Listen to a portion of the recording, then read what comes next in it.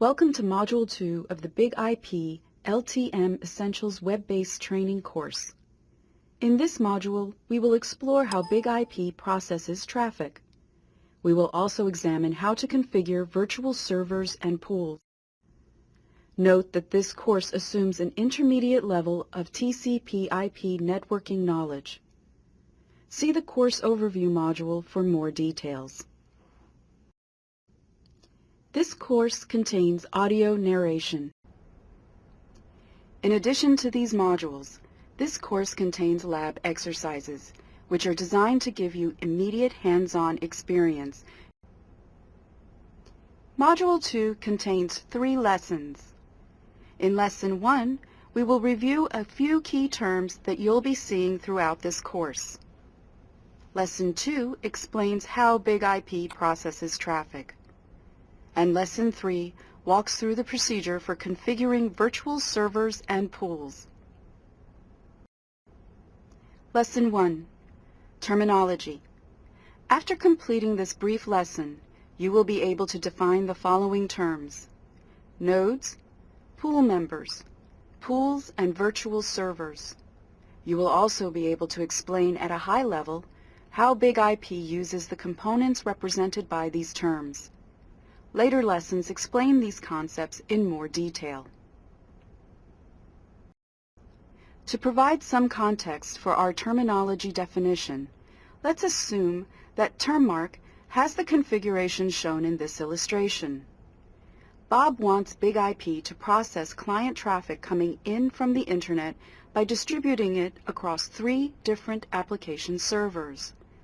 The next lesson explores how this traffic is actually processed.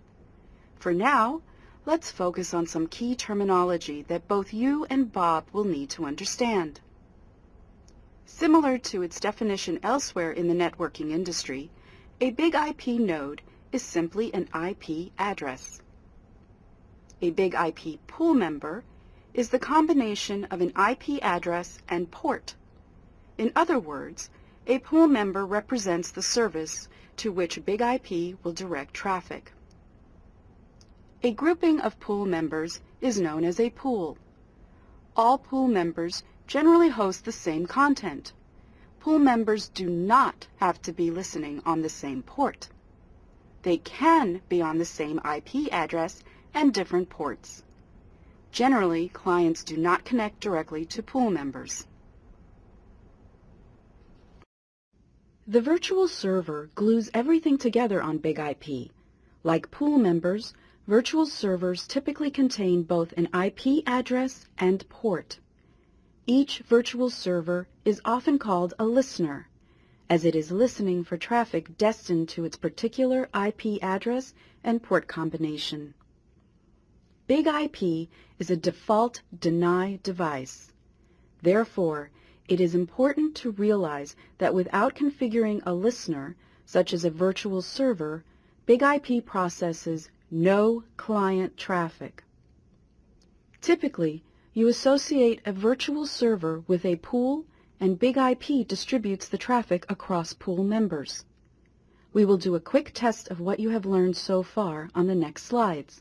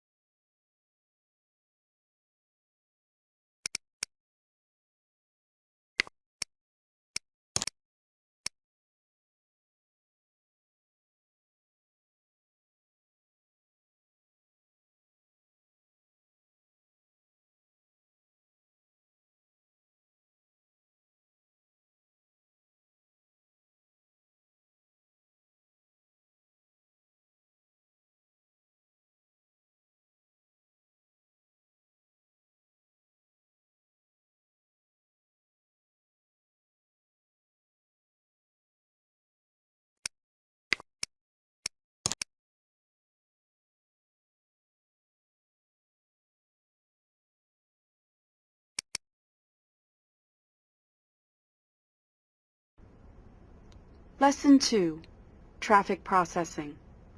After completing this lesson, you will be able to explain in detail how BIG-IP moves network traffic from the virtual server to a pool member.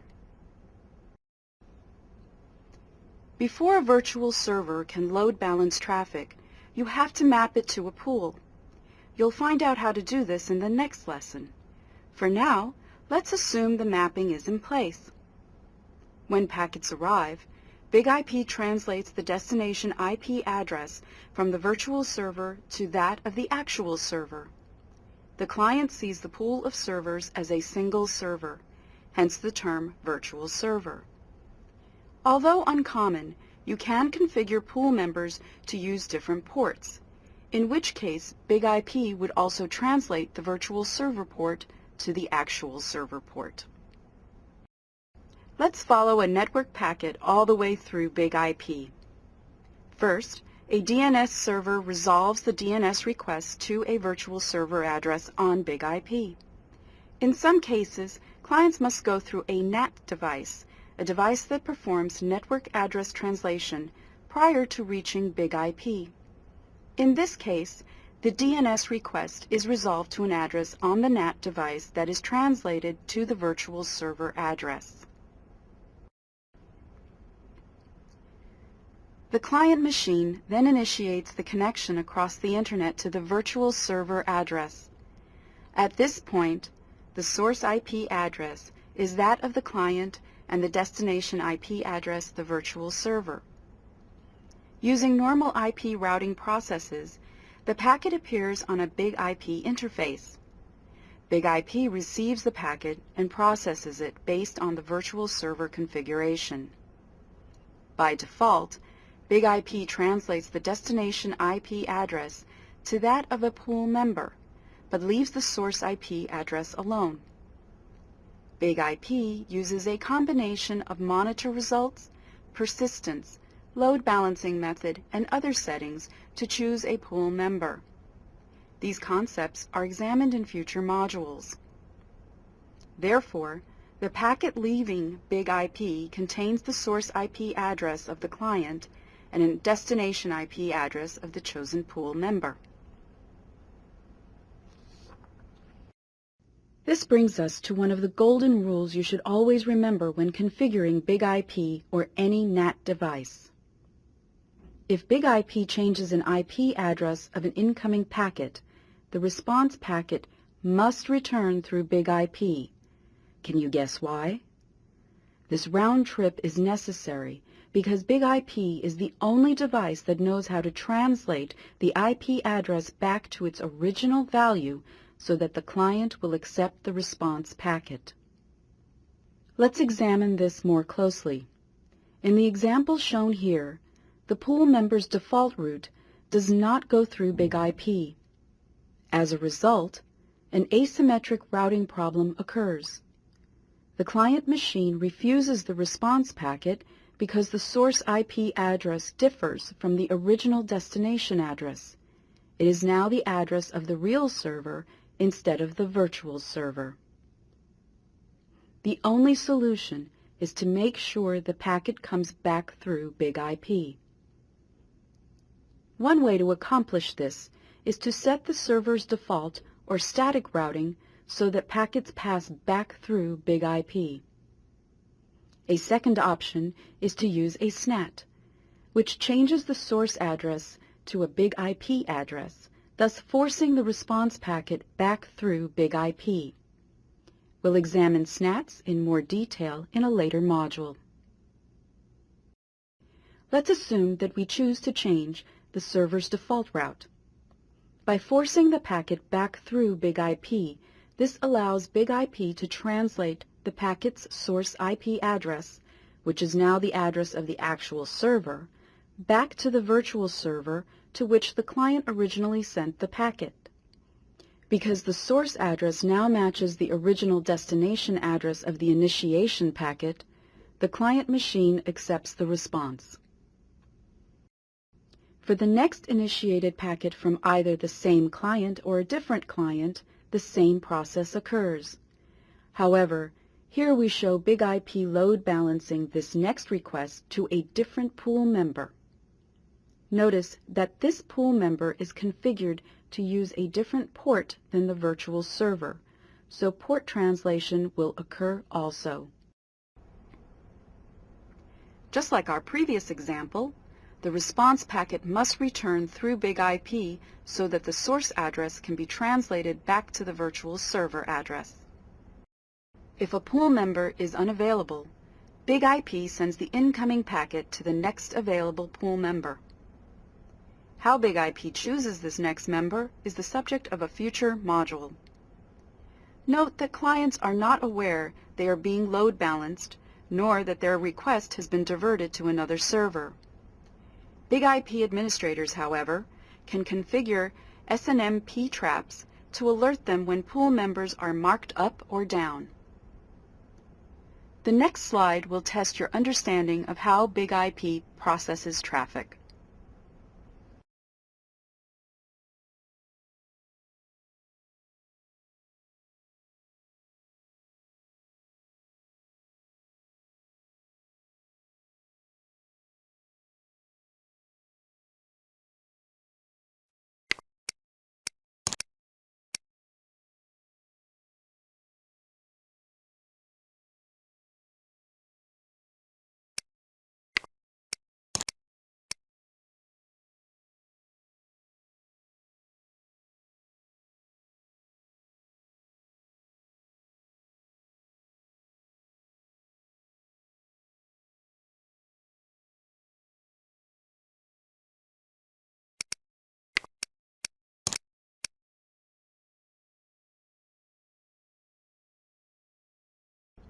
It is important to note that BIG-IP is doing much more than translating network addresses. F5 Networks has implemented a full proxy architecture within BIG-IP. This means that BIG-IP can have separate TCP connections for the client and for the server. This allows for tremendous flexibility and robust functionality within the product. Lesson 3. Configuring pools and virtual servers. After completing this lesson, you will be able to use the LTM Web Configuration utility to configure virtual servers and pools. You will also be able to use the Web Configuration utility to view such things as a network map, statistics, and logging. In order to configure a new pool, select the Local Traffic section of the navigation panel. Select Pools, and then click Create, either in the Flyout menu or on the pool's configuration screen. Type a name for the pool. Adding a monitor is optional, and then select the load balancing method and member definitions. Click Finished. Note that we will be examining priority group activation and specific load balancing methods in a future module. To configure a new virtual server, select Virtual Servers and then click Create, either in the Flyout menu or on the Virtual Servers configuration screen. Next, type a name for the virtual server, as well as its IP address and port, and select Profiles if desired. Note that we will examine profiles in a future module. Finally, scroll down to the Resources section and enter your chosen pool in the default pool setting. Click Finished. Notice the plus sign option next to the default pool. This allows the BIG-IP administrator to configure a new pool in the midst of configuring a virtual server. The next slide will test your understanding of configuring virtual servers and pools.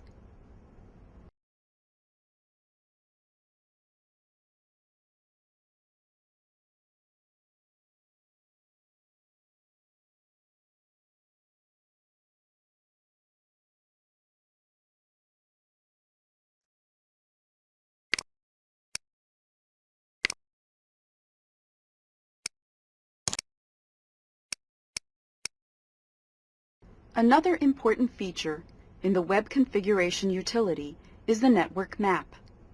Network Map allows the administrator to view an entire configuration at once along with the status of all virtual servers and their components, both iRules and pools. This can be extremely useful when all you need is a quick overview of the current status of your BIG-IP configuration. There will also be times when you want to determine the amount of traffic BIG-IP is processing and how it's being distributed. To accomplish this, you can view BIG-IP statistics information from within the Web Configuration utility. There are two ways to view statistics. Either select the Overview tab, then the resource, or from the actual item for which you want to view statistics. For example, you might choose Pools or Virtual Servers, and then click the Statistics tabs from that item. Viewing logging information can also be helpful.